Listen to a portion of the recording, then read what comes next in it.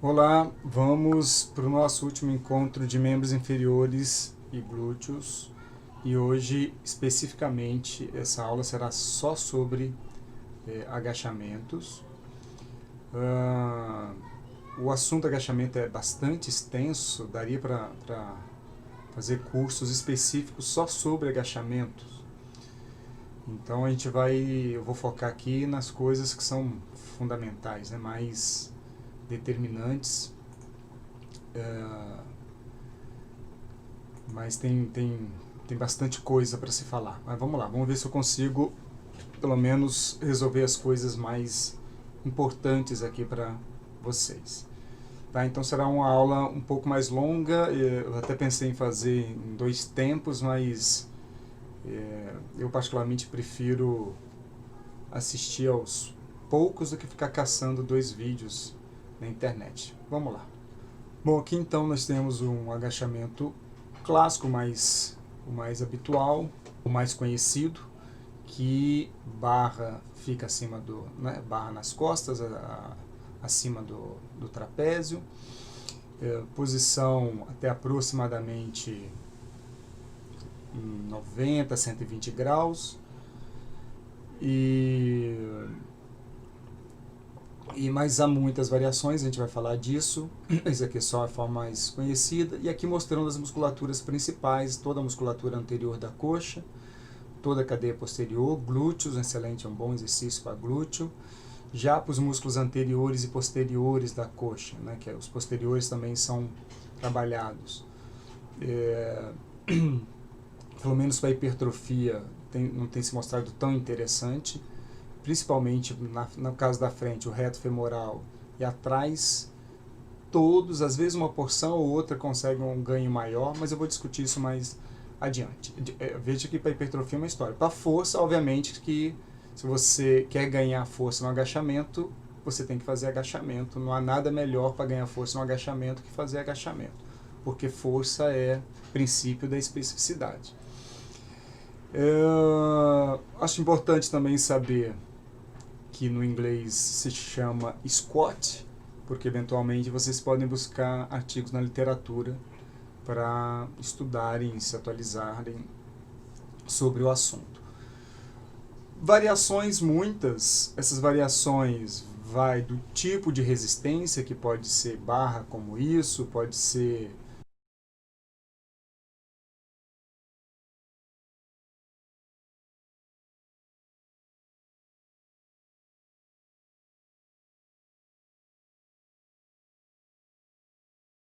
peso, pode ser elástico, pode ser, eu posso colocar uma corrente, por exemplo, aqui nos 2 lados da barra, né? E para fazer um tipo de treinamento com carga externa variável, pode ser com elástico. Então o tipo de resistência, e pode ser segurando outra coisa, não precisa ser barra, segurando outra estrutura aqui, enfim, peso. Posição da resistência. A resistência pode ser nas costas, na frente, lateral, segurando a carga. Só voltando rapidamente aqui no tipo de resistência, o Smith, por exemplo, né, seria uma outra estratégia de fazer o agachamento na máquina Smith. Variaria um pouco a forma, né, da condução. Bom, então posição da resistência, costa frente segurando lateralmente. A posição do corpo eu posso fazer com pés próximos, afastados. São as principais, né? Tem um monte, não vou falar todas porque também eu vou ficar 1 hora só nesse slide aqui. A profundidade, né, que pode ser profunda, mais convencional como isso, 90 a 120 graus, que é o mais convencional, mas pode ser mais profundo, pode ser mais raso, caso se queira. Estou falando de possibilidades, não necessariamente de indicação. Unilateral ou bilateral. Bilateral, como no desenho aqui, né, os pés alinhados, e bilateral e unilateral quando eu faço antero posterior. Claro que vocês podem dar outro nome para isso, não precisa ser exatamente o que eu estou chamando aqui, porque às vezes eu falo unilateral, pode imaginar que é fazer com um pé só, que também é possível, embora pouco usual, mas é um pé ou dois pés, né, por vez. É pouco usual pela dificuldade, mas lá no Smith, por exemplo, dá para você fazer com uma perna, então poderia considerar unibilateral nesse sentido também. E pés à frente e atrás poderia entrar no mundo da posição do corpo. De qualquer forma, isso aqui eu coloquei só para lembrar das diferenças de agachamento, mas vendo acho que é mais fácil, né? Então vamos ver alguns agachamentos. Agachamento, aqui o convencional, né? O barra nas costas, pode ser à frente, pode ser sem peso, pode ser com halter lateral, pode ser segurando um peso à frente, como mostrado aqui, muitas formas. O que a gente chama de agachamento? Agachamento é esse movimento, é um movimento que a gente chama de tripla flexão e tripla extensão. Alguns chamam só de tripla extensão, mas o que acontece é uma tripla flexão e extensão das principais articulações, que são tornozelo, joelho e quadril. Então veja que na descida eu tenho flexão do tornozelo, do joelho do quadril, e quando eu faço a fase concêntrica subindo, eu tenho a extensão tornozelo, joelho e quadril, e por isso esse movimento a gente chama de agachamento, né? Obviamente nessa posição de pé. Mas há equipamentos que simulam o agachamento. O leg press, por exemplo, a gente tem uma mecânica parecida com isso. Tá? Mas agachar é isso.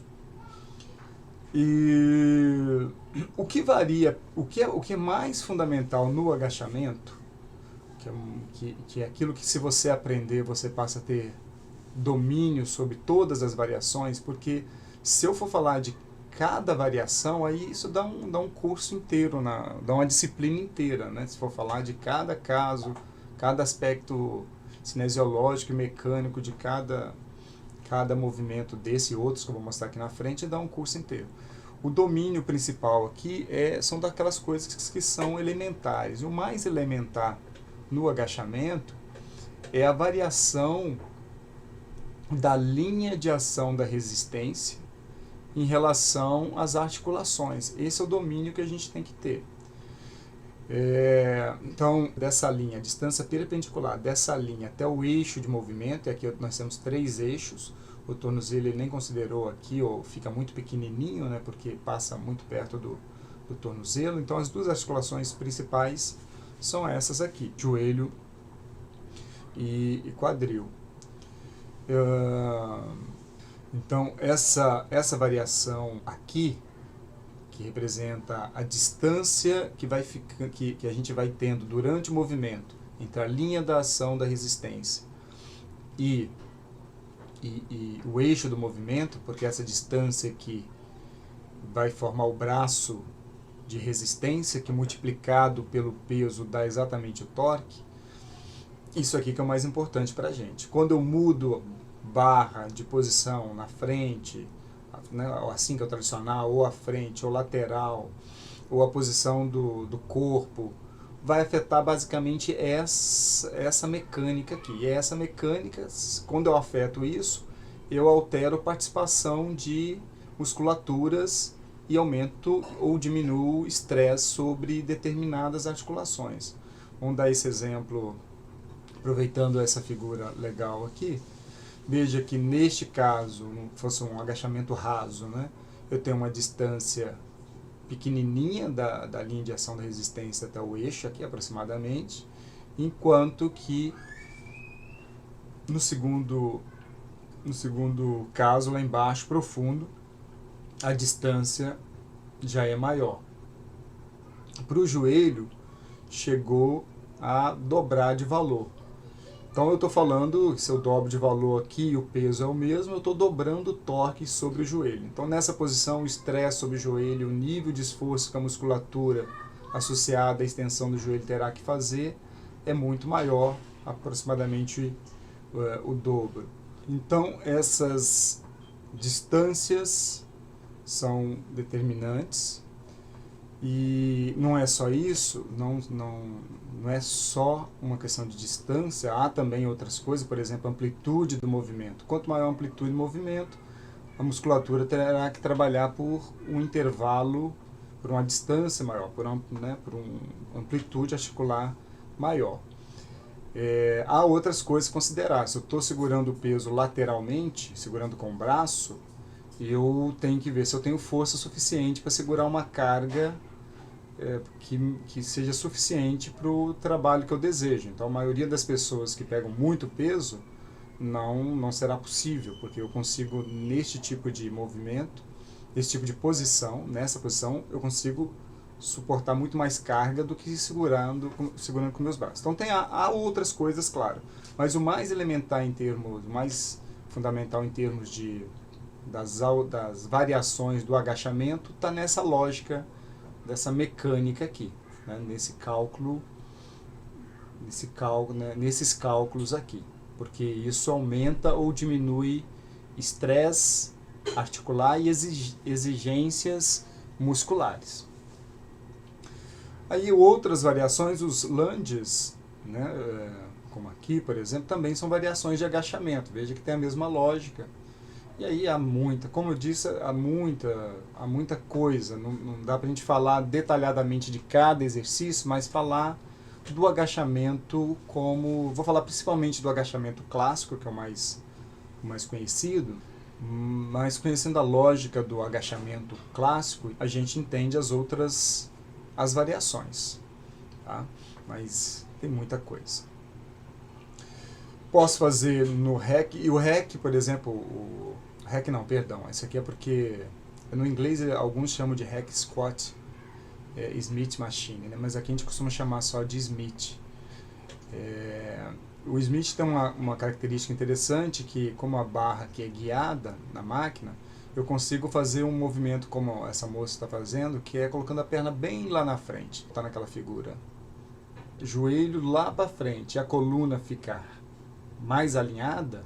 O que a gente vai perceber aqui? Se a coluna que tivesse mais alinhada, a linha de ação da resistência ia passar muito próximo do eixo de movimento. Então, o nível de trabalho para musculatura glútea será menor, porque eu teria que fazer a extensão do quadril será numa menor amplitude. Agora, o estresse sobre o joelho e nível de esforço para a musculatura do joelho será maior.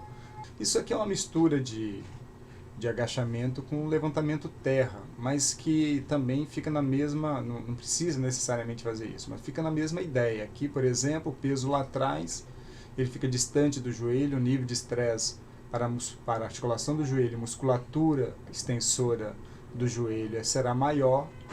Então é uma variação, não chega a ser necessária, só para saber. Esse é o Smith, e o hack, que simula o movimento de agachamento, mas numa máquina, né? Como está fazendo aqui. Eu poderia ter colocado algum GIF animado aqui. Enfim, são todas, ainda tem mais, né? São algumas das estratégias de agachamento. Posição, quando é o clássico, mais alto, um pouco mais baixo, o que for mais confortável para você. E a questão determinante no agachamento clássico, e todos eles, na verdade, é a mecânica. Fazer uma mecânica correta e entender o que é uma mecânica correta para evitar um estresse excessivo em articulações que são extremamente importantes e que é relativamente comum lesão, e quando a lesão tem uma terapêutica muito complicada, como por exemplo na região da lombar. Uma pessoa que tem problemas, um estresse grave, lesões graves na região da lombar, costuma levar isso, é uma herança, costuma levar isso para a vida inteira. Então a gente precisa ter muito cuidado com articulações chaves, fundamentais, as móveis que a gente mais necessita. No nosso caso aqui em particular, desde o joelho pela posição da... Desculpa, desde do pescoço pela posição da barra, nós temos que ter cuidado. Coluna toda, principalmente a lombar. Quadril, joelho, tornozelos, principalmente. E aqui é só uma caracterizando o que aconteceria se eu faço algo como isso, né? Eu causo um nível de estresse dos discos sobre o núcleo pulposo, aumentando a chance de ter uma herniação, né? Uma hérnia de disco ou outro tipo de patologia. E aqui também você já deve ter ouvido falar no exercício chamado Good Morning, ou Bom Dia, né, que é aqui no Brasil. E a lógica é a mesma. Às vezes, quando o Good Morning ou Bom Dia, você coloca a barra aqui, eu vou passar ela bem longe do quadril, bem diferente desse caso aqui. Aqui passando bem longe, veja que ele saiu do retângulo aqui, né, o quadril se projetou para fora do retângulo. E o nível de estresse em toda essa cadeia aqui, lá atrás eu falei glúteo, isquiotibiais, joelho, mas tem, obviamente, num caso como esse, principalmente, toda a coluna lombar, principalmente a coluna lombar. Mas em caso como esse, como no Bom Dia, o pescoço, na parte mais alta da coluna. Eu, particularmente, não costumo prescrever o Bom Dia, porque eu consigo fazer os exercícios que me interessam, para atender a musculatura que me interessa, usando outros exercícios. E isso aqui é um comentário que tem neste artigo, e ele diz lá se eu não me engano na introdução, que por causa da sobrecarga de peso ou execução inapropriada ou imprópria, os agachamentos são associados com um dos maiores riscos de lesão durante no caso aqui, ele fala que eu posso falar que foram, né? Ele estava colocando um presente, mas que foram associados maior risco de lesão num centro de treinamento na Suíça, né? Ele citou aqui um estudo. 50% de todas as lesões durante o treinamento envolve as extremidades mais baixas das costas, ou seja, a região lombar, perigosíssima. E o grande problema do agachamento é esse, sobrecarga, carga acima do que você deveria, do que do cliente deveria, ou você, e execução incorreta, né? Uma técnica mal feita. Tem um documento, esse documento é de 2014, e ele é o título é um pouco diferente da utilidade dele para mim aqui. Ele faz uma proposta de usar o agachamento como uma avaliação, como uma estratégia de avaliação da competência motora. Isso foi proposto lá em 2014, são 2 artigos, em 2014 e em 2015, mas aparentemente a moda não pegou. Mas seja como for, ele faz uma proposta aqui que é bem legal, que eu vou mostrar para vocês, para a gente reconhecer o que é um agachamento bem feito. E ele ele coloca aqui inclusive uma ficha para você fazer uma classificação desse agachamento. Então, se você quiser fazer uma avaliação de um agachamento em particular, você pode pegar esse artigo, eu tenho, caso vocês queiram, e ele tem uma ficha, é uma ficha que ela é essa ficha, mas ela é maior do que isso, ela vai de 1 até 10, é porque eu reparti ela aqui para ficar num tamanho que vocês consigam enxergar. Mas basicamente o que ele vai colocar nessa ficha aqui? Para você, durante o agachamento, você tem que avaliar um punhado de coisas. A posição da cabeça, e se está correto ou está incorreto, aqui ele dá um exemplo de correto e um exemplo de incorreto, e você vai marcar se há o que ele chama de déficit. Se a pessoa fizer mal, fizer um agachamento ruim, e você marcaria como déficit. Qual é o lado, o que tem de positivo aqui e negativo? Positivo que ele dá um exemplo aqui do que seria um agachamento ideal, esperado. O negativo é que o exemplo que ele dá aqui é muito extremo, E a dificuldade não é reconhecer um agachamento desse, que esse aqui é bem fácil. A questão é quando é que eu considero um agachamento mal conduzido. Se fosse só um pouquinho de diferença. Essa é a falha, talvez, do documento. Mas eu vou dar aqui essa noção geral daquilo que é um agachamento esperado. E eu, inclusive, numa situação dessa, a gente toma decisão, uma decisão a partir do conjunto de conhecimento que a gente tem na área, se o agachamento está bom ou está ruim. Bom, em relação à posição da cabeça, então ele vai dizer que a cabeça tem que estar perpendicular ao solo, né, o pescoço, né, e a cabeça perpendicular ao solo, o olhar na horizontal, né? Ou seja, se a pessoa faz um agachamento em que o pescoço acompanha, que a direção dos olhos forma um 90 graus aqui com o pescoço, é porque está conduzindo mal a cabeça, né? Tem que fazer o agachamento olhando adiante, para manter a cabeça alinhada. Posição do tórax. O tórax tem que estar num paralelo com o solo, né? Você imaginando uma linha aqui entre uma referência anterior e posterior, ela tem que sair de cima alinhada e chegar aqui embaixo com o mesmo tipo de alinhamento. Então aqui mostra uma situação de que o tórax se projetou totalmente para frente. Então aqui seria déficit, né? Incorreto. Posição do tronco, aqui uma informação interessante. O tronco, o ideal é que no agachamento, e aqui no final da fase excêntrica, haja um alinhamento entre o tronco e a tíbia. Haja um paralelo, ou pelo menos isso é o esperado, né? Ou seja, essa linha aqui seja paralela, ou seja, elas não se encontrem, formando um ângulo de 90 graus. Veja que nesse caso aqui a tíbia tem esse traçado e o dorso tem esse, portanto essas linhas vão se encontrar aqui para cima e, portanto, aqui eu tenho um mau alinhamento do dorso e tíbia. Vai falar da posição do quadril agora, e esse documento também fala de você olhar em diferentes posições, né? Aqui no plano lateral, aqui no plano frontal, né, coronal, e aqui olhando nesse plano a gente vai olhar a posição do quadril. O quadril tem que estar alinhado, formando aqui esse 90 graus, ou seja, paralelo ao solo. Se não tiver paralelo, não está legal. Joelho, aqui ele dá uma referência interessante, ou seja, a linha, a parte externa do joelho, se você traça uma linha, a parte externa do joelho, em direção ao solo, formular, essa linha não pode passar pela parte interna do tornozelo, como está mostrando aqui, né?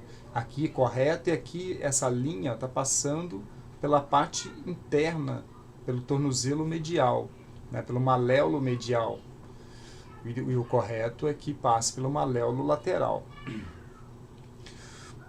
Progressão da tíbia, que é uma coisa que se mudou na discussão. Antigamente se condenava uma projeção do joelho à frente, e depois vários estudos mostraram algumas coisas importantes, que, por exemplo, quando você proíbe uma pessoa de passar o joelho da linha do pé, porque antigamente o que se dizia? Não pode passar o joelho da ponta do pé, do final do pé.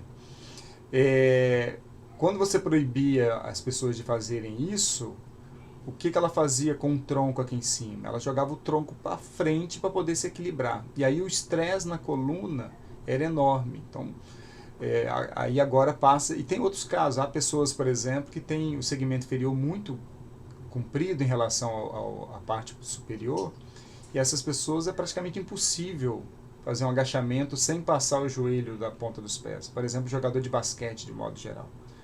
É praticamente impossível.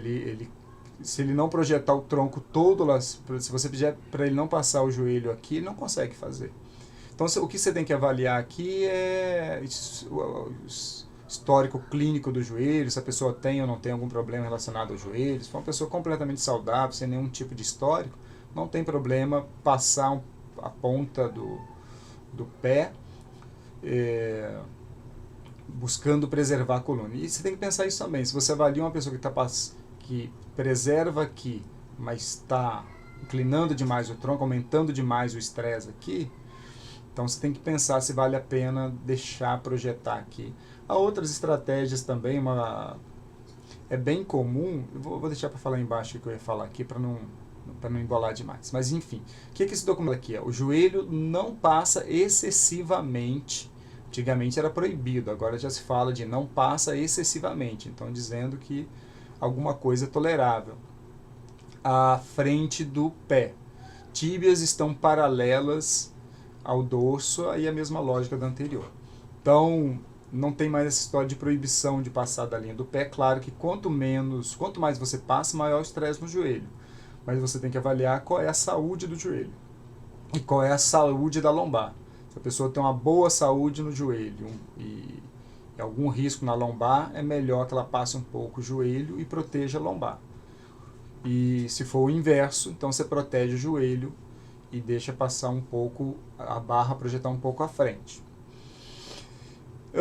E aqui em relação ao tornozelo, o pé tem que permanecer em contato com o solo para diminuir o estresse na articulação, nas articulações inferiores, embora nesse documento em particular ele não mostra nenhum estudo específico sobre o nível de estresse que foi aqui. Mas seja como for, você joga carga em cima da articulação do tornozelo. E aqui o que eu queria chamar a atenção é o seguinte, que o tornozelo ele impacta muito na qualidade do agachamento. Por exemplo, uma pessoa que não tem uma boa flexibilidade no tornozelo, de aproximadamente 20 e poucos graus, e se ela não tem essa flexibilidade, o que vai acontecer com o dorso é ser projetado à frente. Então, a pessoa que não consegue ter essa mobilidade aqui, ó, se ela tem uma baixa mobilidade no tornozelo, se tivesse mais retinho, para ela manter o equilíbrio, ela projeta o tronco para frente e aí aumenta o estresse na região lombar. Então, é comum pessoas que fazem um agachamento ruim, projetando demais o tronco para frente, que o problema muitas vezes é lá embaixo no tornozelo. Então tem que avaliar a mobilidade no tornozelo.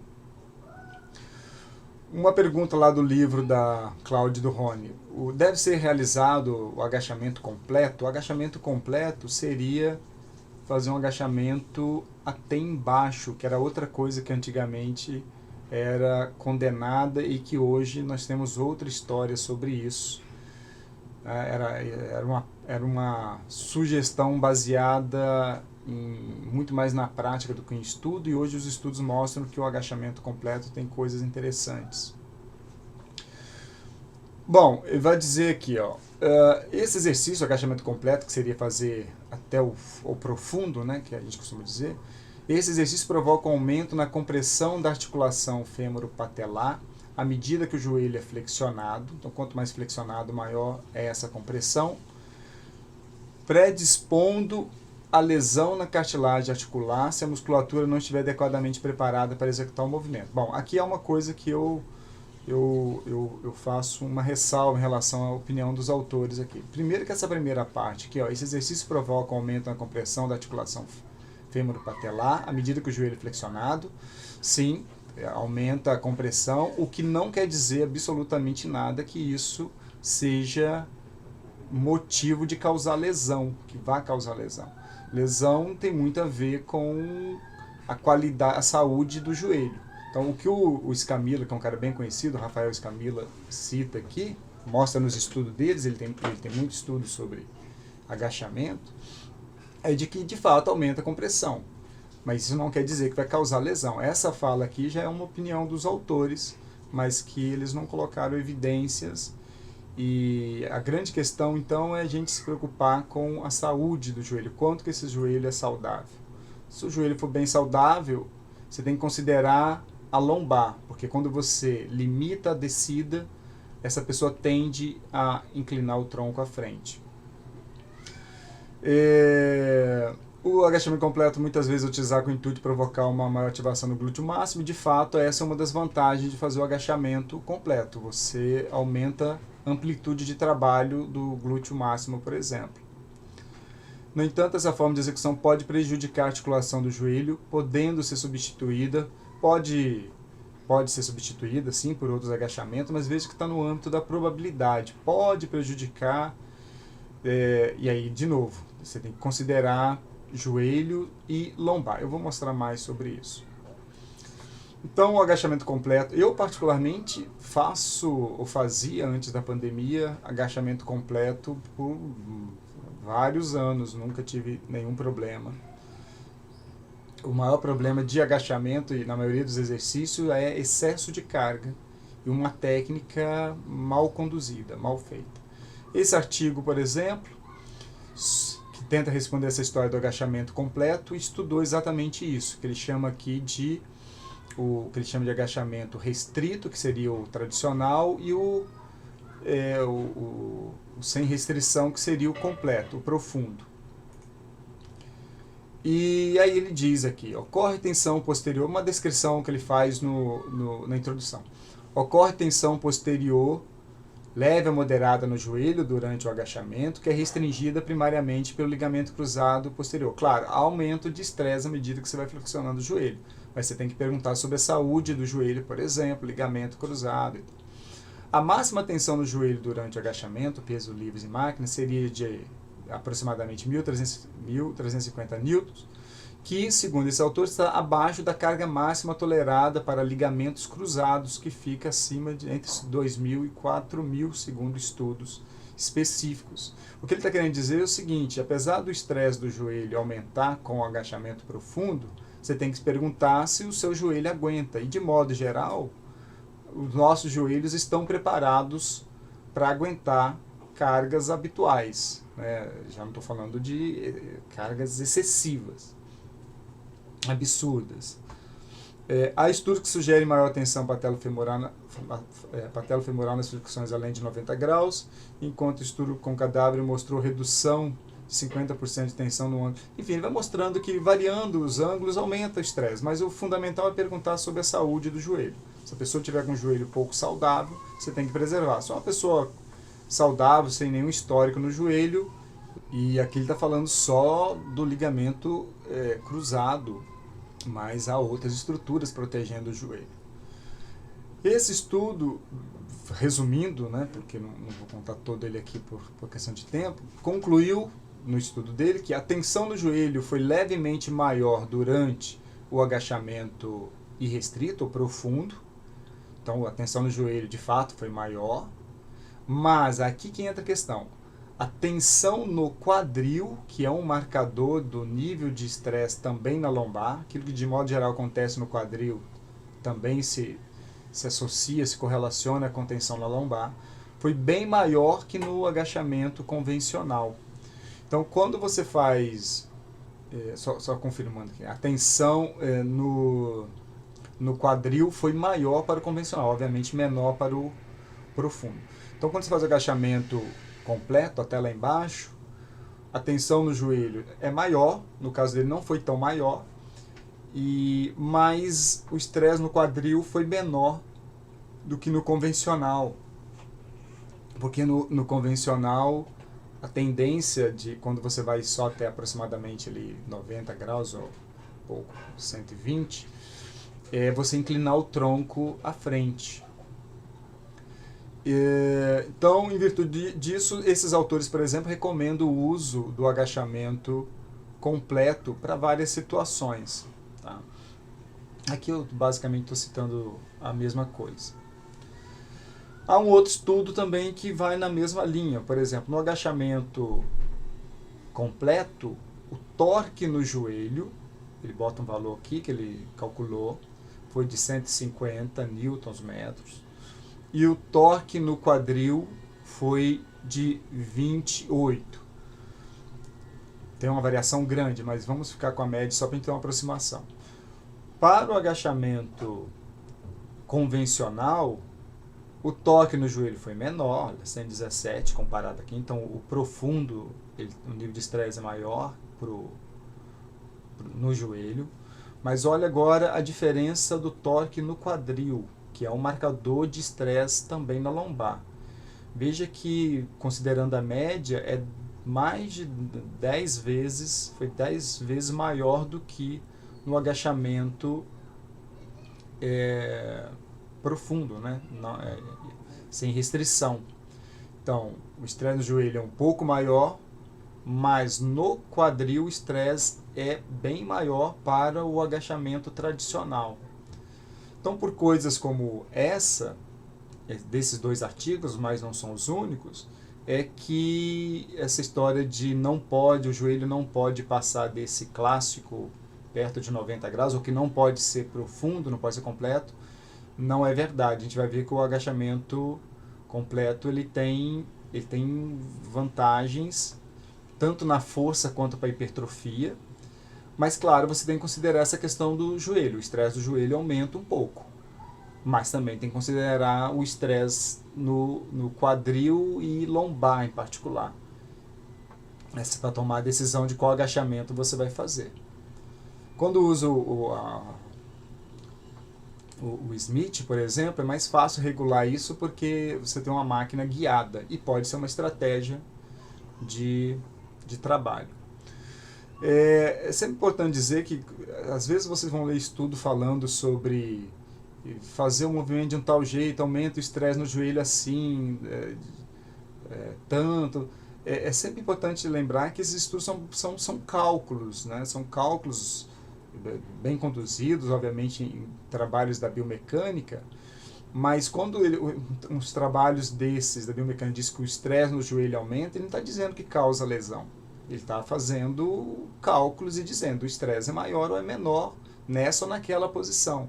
Ler isso, que o estresse aumentou, e transpor isso para vai causar lesão é erro de interpretação do artigo. Quando os autores estão estudando esse fenômeno aqui biomecânico, eles em nenhum momento estão dizendo que, de modo geral, eles não dizem que vai causar lesão fazer isso. Então toma cuidado nessa leitura.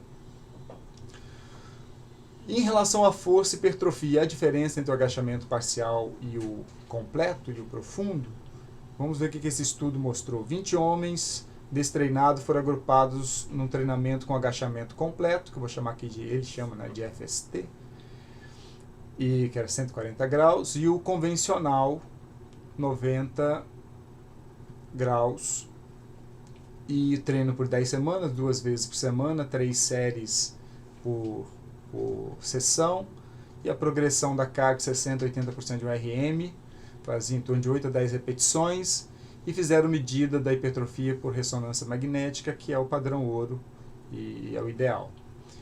Aqui ele fala sobre o ganho de força. O ganho de força segue o princípio da especificidade, ou seja, se você treina um agachamento de 90 graus, você vai ter maior ganho neste movimento. Se você treina profundo, maior ganho nesse movimento. Se você treina no raso, lá em cima só 60 graus, o maior ganho ali, é o princípio da especificidade. Embora há ganhos de qualquer forma. Por exemplo, isso aqui é um teste fazendo agachamento total.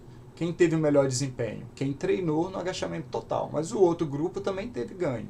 Não foi igual, mas teve ganho. E quem treinou o agachamento parcial ou convencional foi o grupo que teve maior ganho nesse teste, no teste do agachamento convencional. Mas o outro grupo profundo também teve grande ganho, né? Acho que nem teve diferença estatística entre esses dois, creio. Não tenho certeza aqui, porque eu cortei aqui embaixo. Mas não é uma diferença tão grande. Aqui a diferença é maior. Então, segue o princípio da especificidade. E agora com relação à mudança no volume muscular. Aqui, os extensores do joelho não teve diferença. Só lembrando que aqui a barra preta é o agachamento convencional e a branca o agachamento profundo. Aqui para os extensores do joelho praticamente a mesma coisa. Veja que para o adutor, acho que ele mediu aqui o adutor magno, não tenho certeza, mas para um adutor específico aqui, eu acho que é o magno, porque geralmente ele é o maior volume, né, um músculo bem volumoso. O ganho foi maior para o profundo. Agora interessante isso aqui, ó. Veja que a musculatura posterior da coxa, o ganho foi muito pequenininho. Não é o único estudo que mostra que o agachamento não gera um ganho tão importante na musculatura, nem no reto femoral e nem na musculatura posterior da coxa. Esse é um desses artigos. O glúteo máximo, aí olha o que a gente percebe, que o agachamento profundo gerou um ganho de hipertrofia, de volume para o glúteo máximo muito maior que o treinamento convencional. Então, essas decisões de se vai fazer o completo ou incompleto vai depender dessas coisas que eu estou chamando a atenção da saúde do joelho e lombar para tomar a decisão. Eu, particularmente, sempre faço, para mim, o profundo. Vamos ver aqui uma outra característica que esse estudo mostrou, que eu já falei com vocês, mas é bom para reforçar. Antes e depois do agachamento completo e do agachamento convencional. Veja que o reto femoral não mudou. Ou seja, o agachamento não gerou hipertrofia. 10 semanas não gerou hipertrofia. 10 semanas deveria gerar algo em torno de 8 a 12% de hipertrofia, o que a gente esperaria. Não gerou nada. O vasto lateral já teve mudança por os dois. O vasto intermédio também teve mudança. O único que não teve mudança foi o reto femoral, que é aquilo que eu falei. O agachamento não tem se mostrado um exercício legal para produzir volume no reto femoral e nos posteriores da coxa. O que isso quer dizer, só completar aqui, não houve ganho para o reto femoral e os 4 isquiotibiais tiveram resposta similar entre eles. Eles vão mostrar aqui, e pequena, né? A resposta dos isquiotibiais também foi pequena. O que isso quer dizer é que a pessoa não pode, se a pessoa quer ter volume muscular, ela não pode viver só de agachamento, que ela tem que fazer outros exercícios para compensar essa insuficiência aqui. Há outros estudos ainda que não encontraram bom resultado de hipertrofia para o reto femoral, como esse aqui, que eu vou citar vou colocar na frente, aqui no slide à frente. Eu deixei aqui para colocar o artigo. Ele não está aqui, mas ele está no próximo slide, tá? De qual é o artigo que eu estou falando. Mas há outros estudos que mostram que o agachamento também não produziu boa hipertrofia para o reto femoral e também para os isquiotibiais, usando agachamento clássico. Aí eu estou falando só do agachamento clássico. Claro que tem muitas variações, pode ser que outros tipos de agachamento se encontre alguma coisa. Mas muito provavelmente é porque os dois músculos aqui, esse conjunto de músculo posterior e o reto, eles no agachamento, por causa da mudança ao mesmo tempo da articulação do joelho e do quadril, eles não trabalham com uma certa extensão, né, com um certo alongamento que costuma ser importante, como acontece, por exemplo, na cadeira extensora, que você consegue, projetando o tronco para trás ou colocando o pé bem flexionado, você alonga bem a musculatura. Essa é uma possibilidade, uma hipótese. É esse estudo que faltou ali, tá? Ali atrás. Então coloca esse estudo nesse espaço aqui que eu esqueci. Então são os dois artigos que falam essa história de como que o primeiro mostrando que o agachamento não foi o objetivo do primeiro, mas eles acabaram vendo isso. São de brasileiros, eu conheço boa parte deles, alguns de nome, leitura, de congresso e outros de contato. E esse aqui eu acho que é norueguês, não tenho certeza. Mas esse aqui é sobre os isquiotibiais, esse aqui sobre o reto femoral. Então, esse último estudo também mostra a importância da amplitude do agachamento para a força e hipertrofia. Esse também porque não dá para mostrar tudo, né? Infelizmente, senão o vídeo fica de 5 horas, já está dando 50 minutos. Fica muito longo. Mas ele comparou um agachamento raso, 60 graus, com o mais profundo. E ele vê que no agachamento profundo, o ganho de força é maior, embora segue algum princípio da especificidade. E a hipertrofia também é maior para o agachamento profundo, mostrando que a profundidade do agachamento é importante para o ganho de força e hipertrofia. Bom, continuando ainda, porque eu acabei cortando aquela avaliação que eu falei lá atrás, do que é um agachamento correto, os 6 primeiros tópicos são sobre posição. Os 3 últimos, o 8, 9 e o 10, ele fala sobre a mecânica, como tem que ser a mecânica do movimento. Bom, o que ele vai dizer aqui sobre a mecânica é que o movimento ele precisa ser controlado, o movimento constante, mas o que é principal em relação ao movimento, a mecânica de descida e de subida, é que as articulações, eu acho que essa é a fala mais importante, as articulações, tornozelo, joelho e quadril, elas têm que se movimentar juntas. Se você movimenta, por exemplo, o joelho e quase nada do quadril ou nada do quadril, a tendência, o joelho, é você ter o alongamento, a extensão do joelho e o tronco continuar projetado lá para frente. Né? Ou se você alonga primeiro quadril, o joelho fica para frente. Então, é fazer um movimento em que essas articulações vão se movendo em velocidade similar para que você tenha um bom agachamento, a fase subida e descida. E aqui sobre a profundidade. A profundidade é essa história que eu acabei de contar ali atrás. Olha o que eles falam aqui, por exemplo. Olha como a história mudou, né? Antigamente falava que só poderia ir até aqui. Olha o que eles dizem aqui. Que a parte alta da coxa é pelo menos paralela ao solo. Que eu estou entendendo, pelo menos paralela ao solo, é que esse é o mínimo em termos de um agachamento ideal, que poderia ser mais do que isso. Eles não se aventuram muito nesse documento a falar sobre isso, eles até citam um artigo ou outro sobre que o agachamento profundo não é mais aquele problema que se dizia antigamente que era proibido, não podia de jeito nenhum, que enfim, a pessoa não podia fazer de jeito nenhum. Agora pode fazer a depender de circunstâncias. Voltando ao livro da Cláudia do Rony, eles vão falar aqui, os autores vão falar sobre algumas variações. Então, eles citam o agachamento no rec e o agachamento à frente, só para a gente confirmar algumas coisas que eu vinha falando. Então, aqui o agachamento convencional, eu já até projeto uma linha da ação da resistência aqui, uma distância aproximada do braço resistivo, aqui no quadril, aqui no joelho, para essa posição. Aí tem o rec, o agachamento no rec. Aí eu traço a linha também, ó. E aí qual é a diferença aqui, ó?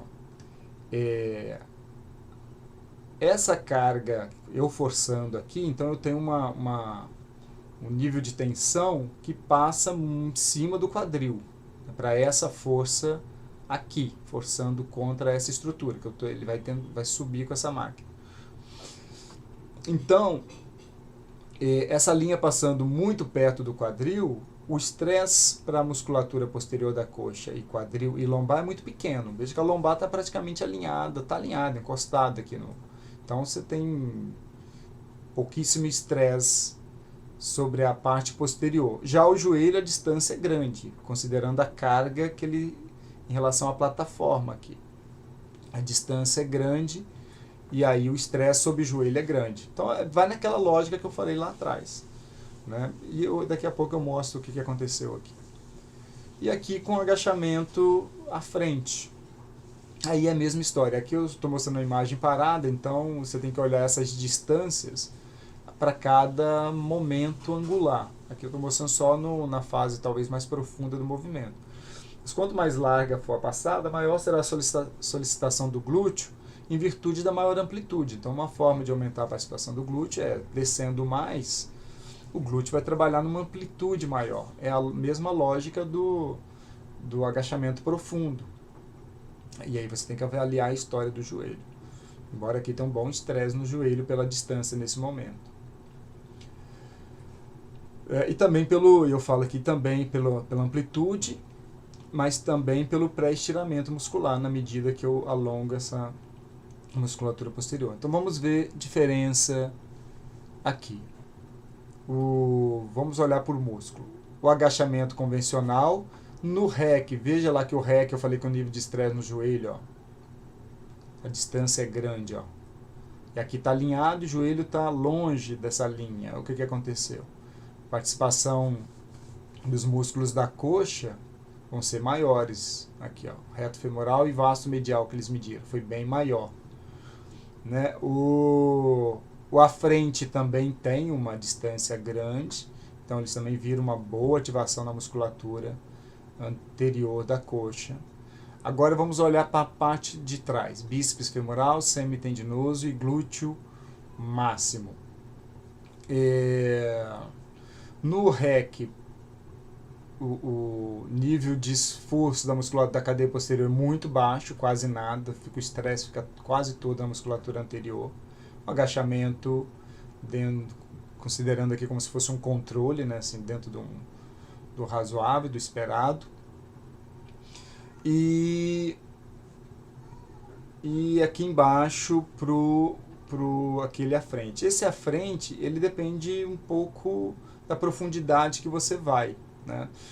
Por exemplo, ele deu um valor maior para o glúteo máximo, pode ser por causa da profundidade do exercício, que pode ter sido bem maior do que do agachamento convencional.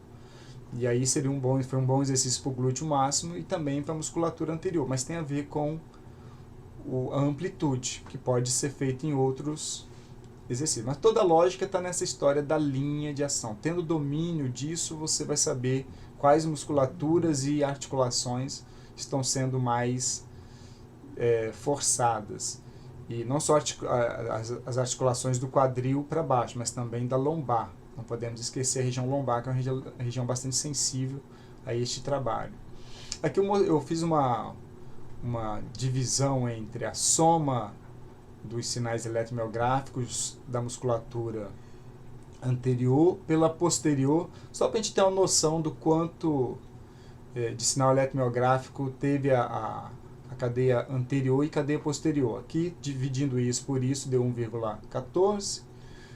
Aqui deu 13. O que está mostrando para mim? Que, comparado a estes exercícios, principalmente esse, a musculatura anterior, proporcionalmente à posterior, trabalha muito mais. E aqui não foi tão mais, mas também há um ganho, uma dominância do quadríceps, que é um termo que tem gente da nossa área que gosta de usar. Dominância da musculatura do quadríceps, aqui é enorme, aqui um pouco maior e aqui servindo como um referencial de comparação. Aqui só dizendo como que os autores lá fizeram a comparação, né? Está escrito no livro, foi usando carga máxima, enfim, depois vocês dão uma lida aí, só para a gente ganhar um tempo. Então a lógica está nisso, e veja, por exemplo, que quando eu coloco uma barra à frente, é uma forma de você diminuir a curvatura da lombar. Então pessoas que estão projetando o tronco demais para frente, um exercício corretivo que ajuda é colocar a barra à frente, porque se você coloca a barra à frente, ela não pode inclinar o tronco, porque se inclinar o tronco ela cai. Então, colocando a barra à frente, o corpo é obrigado a se projetar um pouco para trás, para que você tenha equilíbrio. Então, é um bom exercício para você corrigir, ou uma das estratégias de tentar corrigir um tronco que fica muito à frente, né? muito projetado à frente. Como está mostrando aqui, você coloca a barra, e ele dizendo que quanto mais você desce a barra, né? Mais para trás você coloca, a tendência é inclinar o tronco. Tudo isso serve, não tem errado ou certo, tem decisão que você queira. Por exemplo, isso aqui, se o interesse da pessoa for trabalhar musculatura da região lombar, glúteo e isquiotibiais, pode-se fazer algo como isso, se o interesse for esse. Mas se o interesse era preservar a lombar, isso aqui está errado. Então depende, não tem essa de errado ou certo, depende do que você quer. Estará errado ou certo dependendo do que você queira. É uma estratégia. Outro exercício interessante de correção é a pessoa fazer o agachamento e sentar. Muita gente faz um agachamento ruim porque não tem o hábito de fazer e tem medo, ou seja, tende a inclinar o tronco com medo de cair. Então, fazer um educativo, colocando uma cadeira para a pessoa treinar, que não precisa ter medo.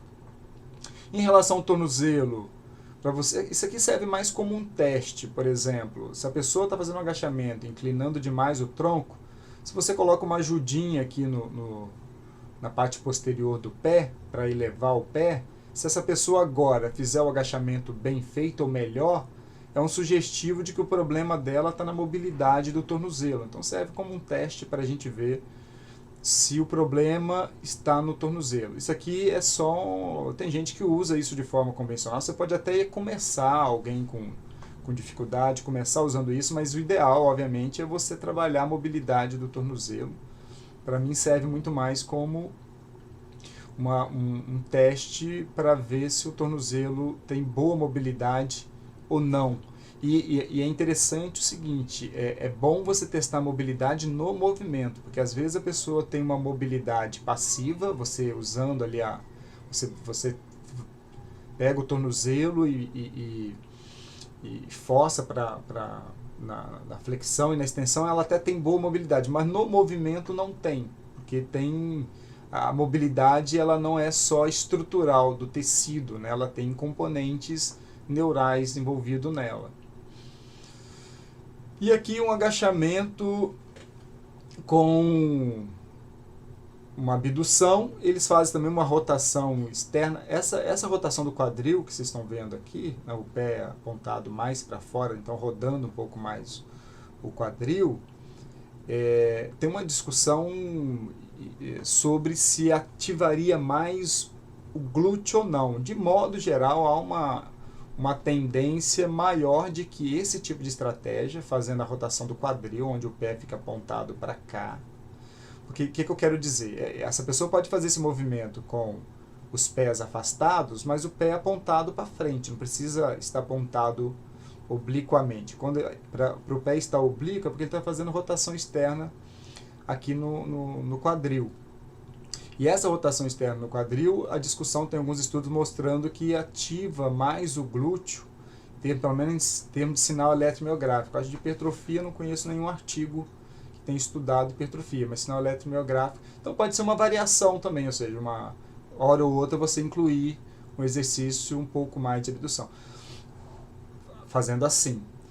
Para o adutor magno que eles estão medindo aqui, eu não sei se é necessário fazer essa rotação externa, não. O adutor magno vai trabalhar mais independente dessa rotação externa ou não. Se o pé estiver alinhado e a perna bem aberta, os adutores vão trabalhar mais. O adutor magno, como é um músculo grande, parece o sinal. Mas a abertura certamente exige mais dos adutores. E já estamos perto do fim. Passando de uma hora.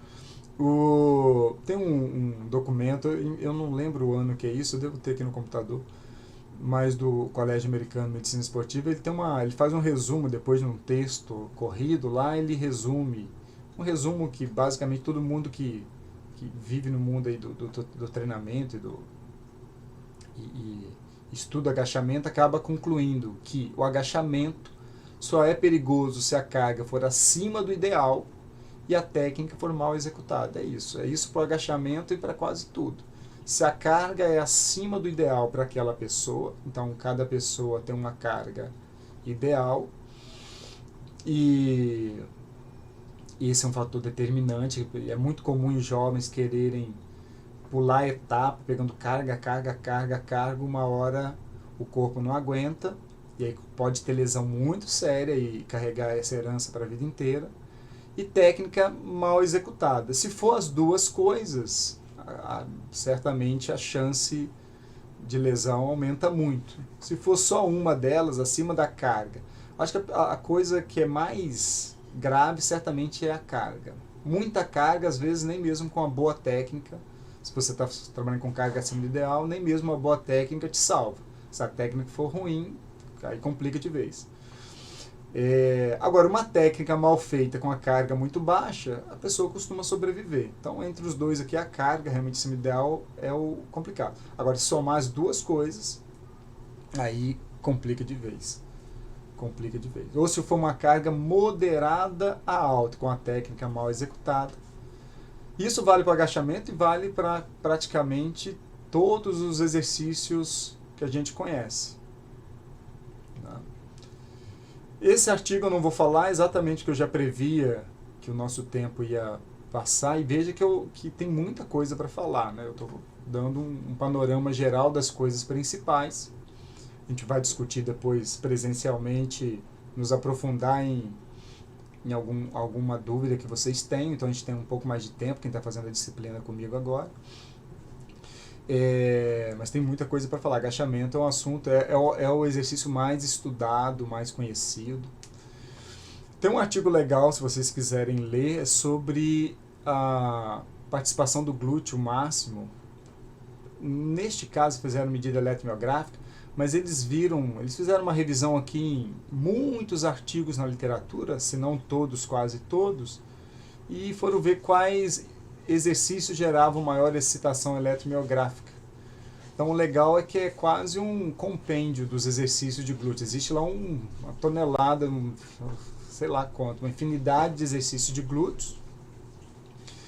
E eles vão mostrando essas atividades. Claro que tem alguns problemas, alguns dos exercícios tem pouco estudo sobre o assunto, tem alguns problemas, mas de forma geral pelo menos você vai conhecer bem os tipos de exercício para glúteo que existe. É um artigo interessante. Uma coisa, eles usaram 39 estudos revisados e eles fizeram comparações para 2 tipos de eixo de movimento.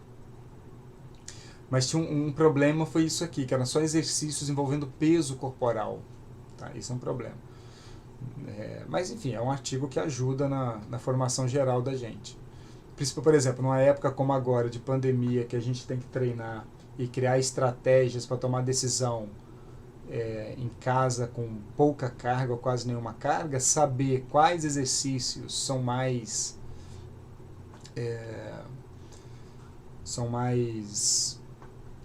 ativam mais a musculatura, é interessante para a gente tomar decisão. Eu sempre esqueço de falar que eu estou gravando hoje é 15 de setembro e estamos desde março passando pela pandemia do Covid-19 e essa aula vai ficar pública, sabe-se lá por quanto tempo. Então é só para deixar esse registro. E pode acontecer situações como essa, de ter que treinar em casa, você ter que tomar idosos, gente que não gosta de academia, pessoas que por alguma limitação física não pode sair de casa, saber tomar decisão a partir de exercício com peso corporal ou com algum peso, pouco peso, é interessante. Aliás, nessa quarentena estou tendo uma boa experiência usando elásticos e saco de areia. Funciona muito bem, tanto para força quanto para hipertrofia. Enfim, então usaram 2 vetores aqui, o vertical e o horizontal. Fizeram divisão de exercício assim e assim. Então é isso.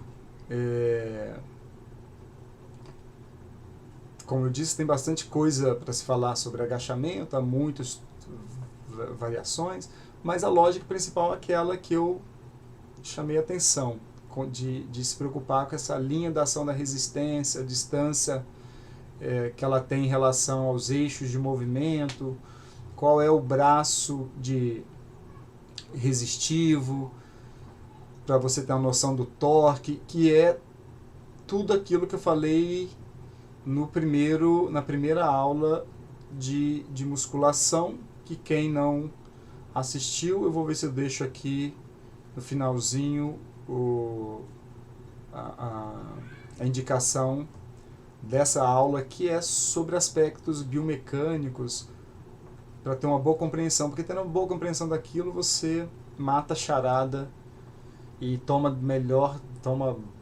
decisões muito melhores, certamente muito melhores, se você tiver domínio daquelas coisas, que não são coisas difíceis na tomada de decisão. Claro que se for fazer cálculo com alta precisão, sim. Mas é isso, já falei bastante e até a próxima. Aliás, a próxima já vamos para outra coisa, não sei o que ainda, mas a gente conclui aqui o segmento inferior e glúteo. Temos depois as aulas presenciais para debater.